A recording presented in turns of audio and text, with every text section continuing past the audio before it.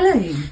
Painting something new, getting creative with something you're not familiar with is quite scary, quite daunting and overwhelming, but starting watercolours does not have to be as scary as you think.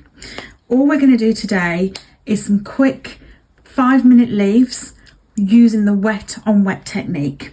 Let me show you how. I'm going to leave all the materials in the description box for you. All I'm doing here is just mixing up some yellow. Use whatever colour and equipment that you've got, any paints, any brushes that you've got, and here we're going to make a start.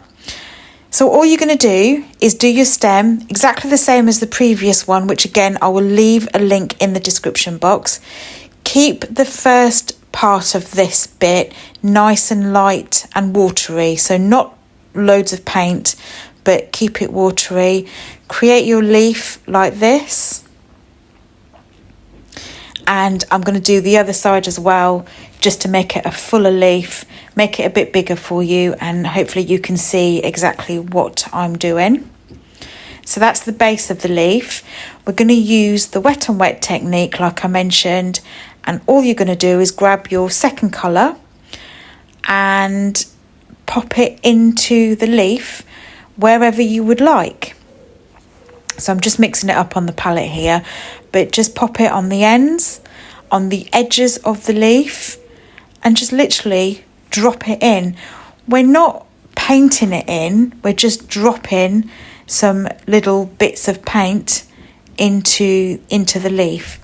And that is all the wet on wet technique is. All it means is the paint is wet and the paper is wet. Let me do that again for you. So paint your stem, put your brush down so that the belly of the brush opens out, and then lift up lightly. Do the same again just to make it a fuller or a fatter leaf. If you do get a little puddle, just move it around on the paper there, and then just grab your second colour. I'm using sap green and lemon green from the Winsor Newton pocket set range, and literally just drop the colours in. And because my paintbrush is wet, the paint will be wet as well. Just remember to spray your paints with a little bit of water as well, just to activate the colours, make them more vibrant. I've done some more tutorials on how to paint leaves as well. I'll leave them all in the description box for you if you want to have a look at those. Get your base colour down, rinse your brush, and then get your second colour. And then drop that where you want it to go.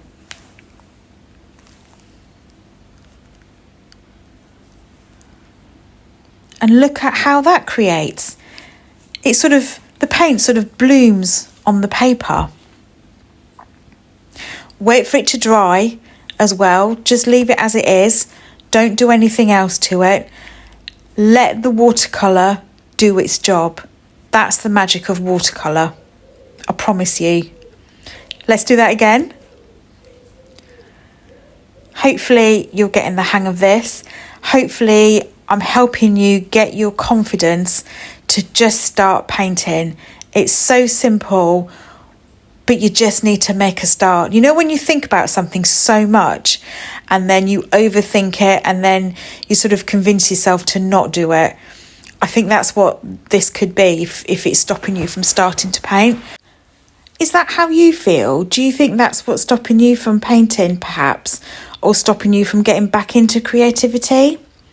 Let me know in the comments how you feel about it, and if you have been thinking about starting watercolours or just starting anything creative. So what I'm doing here is, in the first part of this video or these little episodes, I said I'd join the leaves up and put them on a stem, and all we're literally doing is just joining them up. We're just drawing with the paintbrush and creating the stem, and I'm just going to add some more here just to sort of balance the stem out properly. I didn't realise my handle was in the way of the camera, so you probably can't see this one being created, but you'll see me drop the colour in, so you'll see the bloom happen anyway. That's the most important bit of this episode anyway. Try this in your sketchbook, or if you've got some paper, give it a go.